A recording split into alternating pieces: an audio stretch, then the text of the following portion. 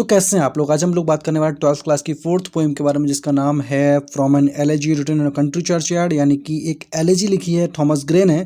और एक एलेजी का मतलब क्या होता है पहले वो देख लेते हैं। एक एलेजी एक शॉर्ट यानी कि छोटी सी लिरिक होती है जिसमें कि कवि अपना दुख व्यक्त करता है किसी भी पर्टिकुलर व्यक्ति के लिए या किसी भी पर्टिकुलर चीज़ के लिए। तो आगे देखते हैं कि थॉमस ग्रे हमारे जो लंदन के बहुत बड़े एजुकेटेड यानी स्कॉलर थे। 1716 से लेकर 1771 तक का इनका लाइफ स्पान था। इस पोएम में कवि श्रद्धांजलि देते हैं गांव के उन पूर्वजों को जो अब शांत होकर अपनी कब्रों में लेटे हुए हैं। पोएट एक बात और कहते हैं कि धनी लोगों को गरीबों का मजाक नहीं उड़ाना चाहिए क्योंकि मृत्यु जीवन का अंत होता है। तो फर्स्ट स्टैंजा की फर्स्ट लाइन में पढ़ता हूँ कि the curfew tolls the knell of parting day.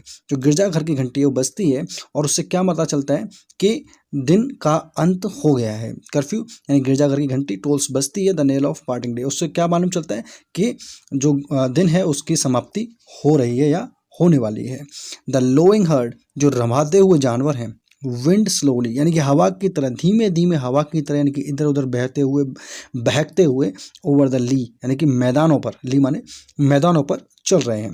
The Plowman homeward यानी कि जो किसान है घर की तरफ आ रहा है।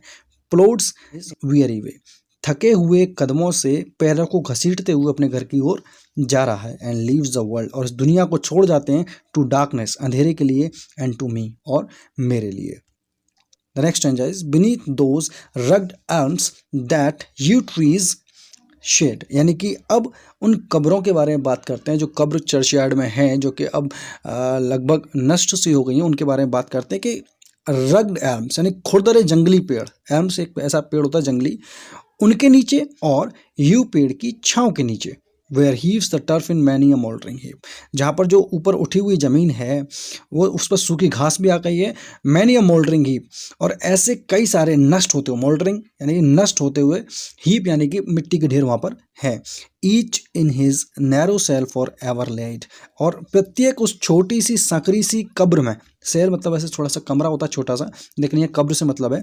तो each in his narrow cell यानी कि उस छोटी सी कब्र में फॉर एवर लेड हमेशा से लेटे हुए हैं। The rude forefathers of the hamlet sleep यानी कि उन सकरी कब्रों में जो गांव के, यानी कि हैमलेट होता है एक छोटा सा गांव, उस गांव के रूड फोर फादर्स यानी कि जो कम पढ़े लिखे असभ्य जो पूर्वज लोग थे, जो गरीब थे, वो इसमें लेटे हुए हैं।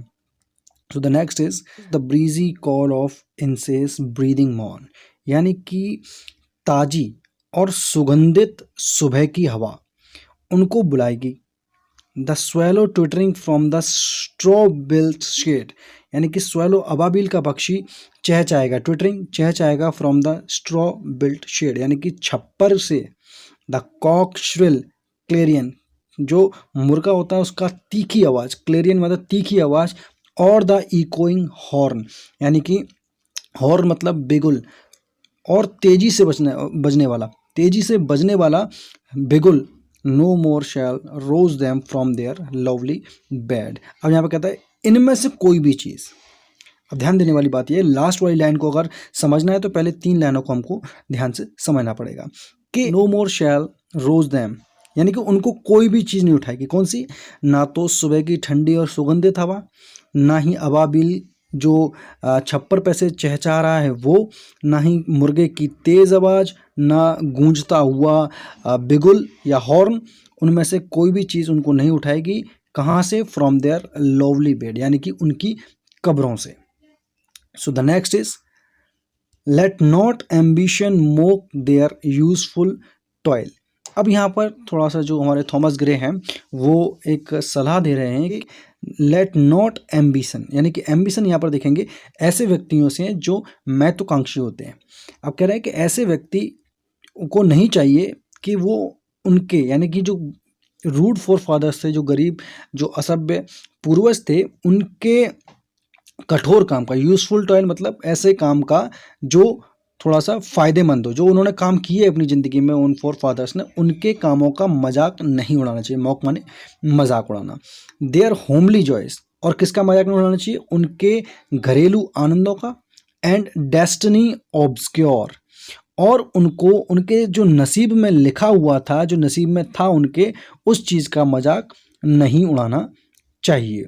डेस्टिनी उसको मतलब होता है कि भाग्य में जो भी छुपा हुआ हो, जो भी उनके भाग्य में है, उसका मजाक उनको नहीं उड़ाना चाहिए। Nor grandeur hear with a disdainful smile the short and simple annals of the poor. अब किसी भी वैभवशाली व्यक्ति को, ग्रैंडियर मतलब बहुत ज्यादा शानदार व्यक्ति को सुनते समय, हियर माने सुनते समय, क्या सुनते समय, short and simple annals of the poor, यानी कि बहुत छोटी और साधारण कहानियां, किन लोगों की, उन गरीब लोगों की सुनते समय घृणित मुस्कुराहट नहीं दिखानी चाहिए या घृणित रूप से मुस्कुराना नहीं चाहिए।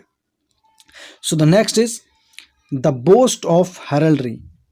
अब हेरल्ड्री होता है कि किसी उच्च कुल में जन्म लेना, है ना, pride in the noble birth, कि भाई आपको घमंड हो कि इतने बड़े घर में मैंने जन्म लिया है, इतने बड़े वंश में मैंने जन्म लिया है, तो उसकी शेखी मारना भी द बोस्ट ऑफ हेरल्ड्री, यानी कि एक उच्च कुल में जन्म लेने की शेखी मारना।